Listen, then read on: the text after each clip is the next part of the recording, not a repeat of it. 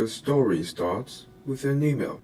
Last week I received an email from Professor Writer saying that we are going to discuss comfort women issue which is related to sexual violence. That reminds me of the topic we discussed in English class, which is related to the trigger warning. An education reporter, Jenniffer Medina, defines the term trigger warning as explicit alerts that the material they are about to read or see in a classroom might upset them or, as some students assert, cause symptoms of post-traumatic stress disorder in victims of rape or in war veterans.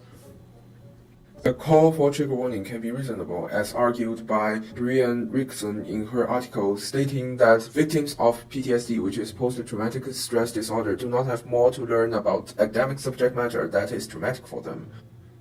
However, there are several issues related to the trigger warning on college campuses.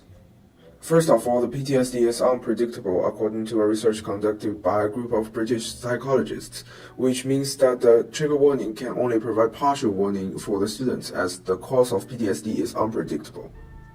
Secondly, the trigger warning may provide a ground for academic misconduct because it is easy to fake. The adoption of trigger warning might lead to problems similar to the fake attention deficit hyperactivity disorder problem on college campuses. Thirdly, the trigger warning policy may be harsh on the faculty members, especially the junior faculty members without the protection of tenure. Most importantly, the mandatory trigger warning might violate free speech as it prevents professors from discussing difficult issues such as violence and sexual assault in class.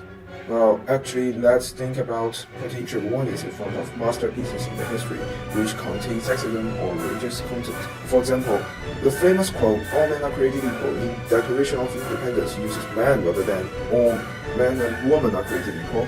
This quote clearly illustrates a masculinist ideal which was perfectly fine at that time, but politically incorrect now. So should a trigger warning be issued every time before sharing the Declaration of Independence?